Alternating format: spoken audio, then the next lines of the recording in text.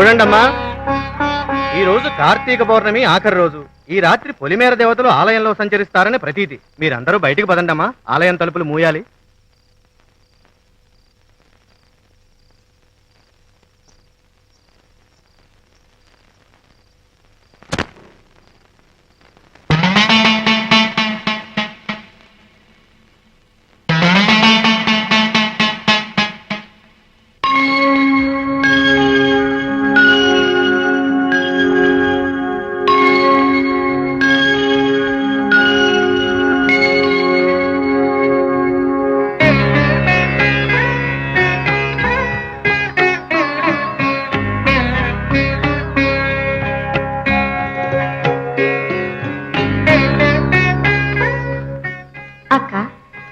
చక్కని దీపాలతో కోవెలకు ముగ్గులు దిద్దిన ఇల్లాలు పుణ్యవతి కదూ. పసుపు కుంకుమలతో మన అక్క చెల్లెళ్లకు వాయినాలిచ్చిన పేరెంటాలు ధన్యురాలు. అందుకే ఆజన్మాంతం సుమంగలిగా నిత్య సౌభాగ్యంతో వర్ధిల్లమని దీవిద్దాం. తథాస్తు. దీర్ఘ సుమంగళీ భవ. అక్కలు, ఎలా ఫలిస్తుంది మీ దీవెన? సుశీల పసుపు కుంకుమలను కబళించడానికి మృత్యువు ముంచుకొస్తుంది. ఆమె భర్త త్వరలో మరణించబోతున్నాడు. ఎక్కడ నిలుస్తుంది మీరిచ్చే నిత్య సౌభాగ్యం?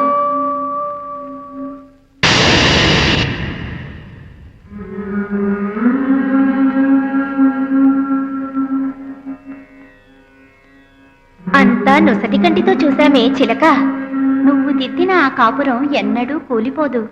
విధి కూడా తప్పించలేని ఈ విపరీతం ఎవరు తప్పించగలరు? ఏ యుగంలోనైనా ఎన్ని ధర్మాలు మారినా ఆడదానికి బాధలు తప్పవు. ఈ విపత్తు తీరేది కనుకే, ఈ గండం తీరే మార్గం ఉంది కనుకే మా నోట ముత్తైదు దీవెన పలికింది. అవును, అయితే మీ దీవెన ఫలించి సుశీల దీర్ఘ సుమంగళిగా ఉండటానికి మార్గం చెప్పండి అక్కయ్య. అది అఖండ సౌభాగ్యప్రదం. హిమాలయ శిఖరాన దేవతా సంచార ప్రదేశంలో ముగ్గురు మూర్తుల్ని సృష్టి చేసిన అమ్మ పరాశక్తి వెలిసి ఉంది. ఆ జగన్మాత అమృతవర్షిణి, కరుణాస్వరూపిణి. అక్కడికి వెళ్లి నవరాత్రి పర్వదినాల్లో ఆ 9 రోజులు నియమ నిష్టలతో బ్రహ్మచర్యంతో సమయభంగం కాకుండా ఆ వ్రతాన్ని ఆచరించాలి. అక్కడి దివ్యగంగలో స్నానం చేసి సువర్ణ పసుపు కుంకుమల గుహలో కురిసే పసుపు కుంకుమలతో అర్చించి అంగ ప్రదక్షిణలతో ఆరాధించి ఆ తల్లిని జ్ఞానించి మెప్పిస్తే 9వ రోజున ఆ శర్వాణి కృపా కటాక్షమే అఖండ జ్యోతిగా వెలుగుతుంది. అది మృత్యుంజయమవుతుంది. అలా వెలిగిన మరుక్షణం ఆ సుశీల భర్త దీర్ఘాయుష్మంతుడవుతాడు. చేసే నియమనిష్టల్లో లోపం జరిగిన 9 రోజుల్లో వ్రతం పూర్తి కాకపోయినా దేవి ఆగ్రహిస్తుంది, శుభం అశుభం అవుతుంది. అయితే సుశీల చేత ఈ వ్రతం చేయిస్తాను. కానీ మానవులు మాత్రం ఆ ప్రదేశాన్ని చేరుకోవడం అసాధ్యం. నాకు సాధ్యమే కదా. సుశీలతో ఇంట్లో వ్రతం చేయిస్తాను. అక్కడికి నేను వెళ్తాను. నీకా అర్హత లేదే చెల్లి. ఈ వ్రతాన్ని 3 ముళ్ళు పడిన ముత్తైదువులు మాత్రమే చెయ్యాలి. ఆ ఇంటితో సంబంధం ఉన్నవాళ్లే చెయ్యాలి. నాగలోకం నుంచి వచ్చిన నాగకన్యవి నువ్వీ భూలోకంలో ముత్తైదు ఎలా అవుతావు? ఆ ఇంటికి బంధు ఎలా అవుతావు?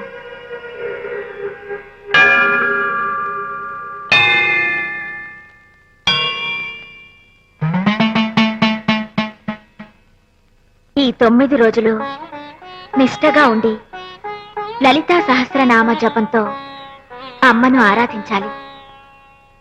ఈ నవరాత్రి 9 దినాలు గడప దాటి బయటికి వెళ్ళకూడదు.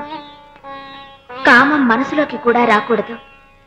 భర్తను కూడా పవిత్ర భావంతో చూడాలి. తులసి అంత పవిత్రంగా ఉండాలి. సావిత్రి అంత పట్టుదల కావాలి.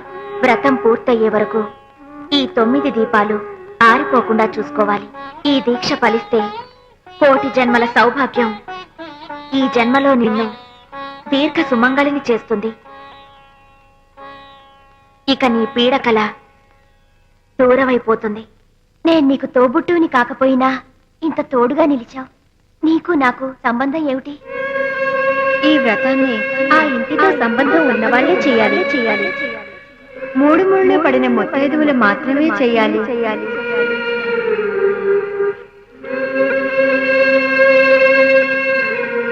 కావాలి. నీకు నాకు సంబంధం కావాలి.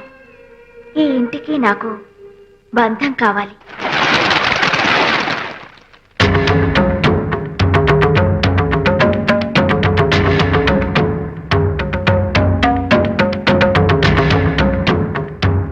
ఏంటి గుడికి తీసుకొచ్చావు?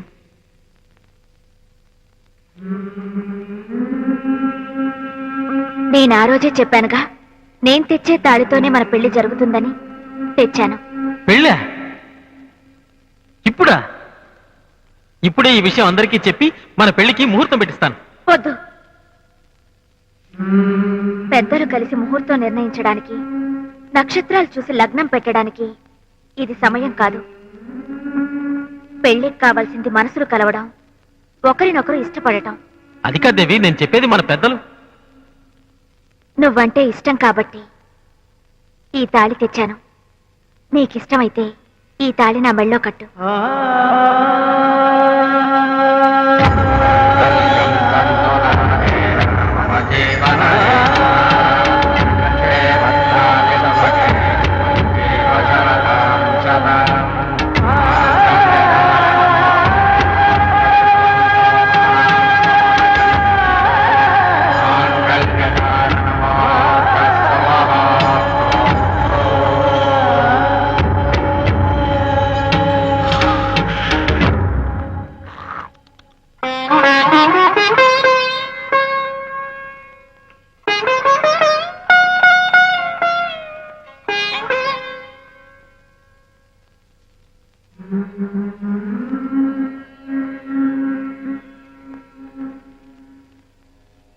దేవి, నువ్వు మన పెళ్లికి ఒప్పుకుంటావని నేను అనుకోలేదు తెలుసా?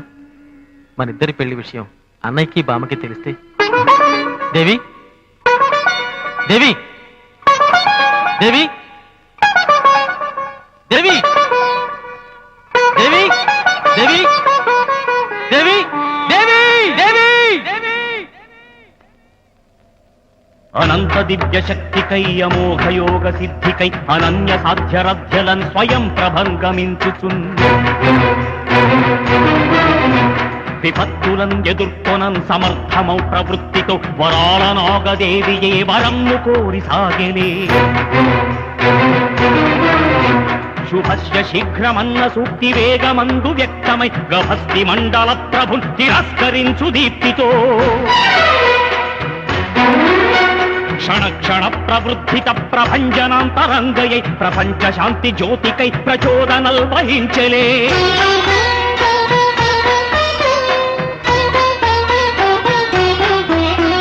కరాళ నాగ రాక్షస ప్రభావమే నశించగా సమస్త దుర్గ్రహ స్థితులు జయించి మార్చివేయగా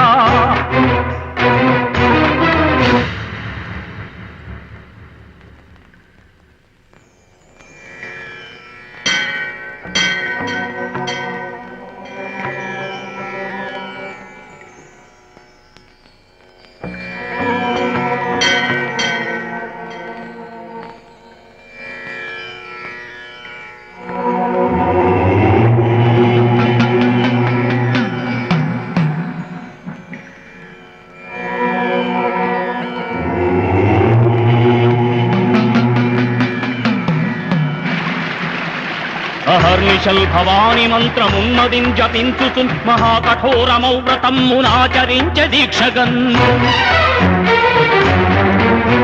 ప్రశస్తమౌ నమస్సులున్ తపస్సులున్ ఉషస్సులై విషమ్ము చిమ్ము దుర్మదాంధ్ర సర్పమున్ నమించగన్ ప్రాణభుంతరాళము చలించగన్ జ్వలించగన్ హృదంతరాళమందు నిలిపి కొల్చెలే మహేశ్వరిన్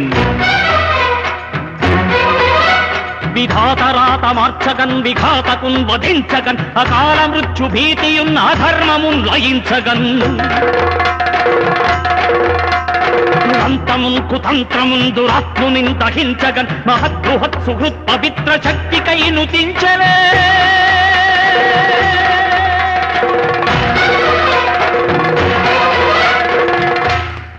మంచి కోసం చేసే ప్రయత్నం ఓడిపోకూడదు. గ్రహణం పట్టి వ్రతం పూర్తి చేయలేకపోతున్నానని అధైర్యపడకు. నిన్ను నేను గెలిపిస్తాను. నీకు దైవం సహాయం చేయకపోవచ్చు, ధర్మం సహాయం చేయకపోవచ్చు, సృష్టి సహాయం చేయకపోవచ్చు. నేను నిన్ను మనసారా ప్రేమిస్తున్నా. ప్రేమే కోటి సూర్యులై ఉదయించి ఈ ఆకారంతోనే నీతో వ్రతం చేయిస్తుంది. ఓంకారనాదం నుంచే సృష్టి పుట్టింది నిజమైతే ఈ నాదమే నిన్న శక్తి దగ్గరికి చేరుస్తుంది దేవి.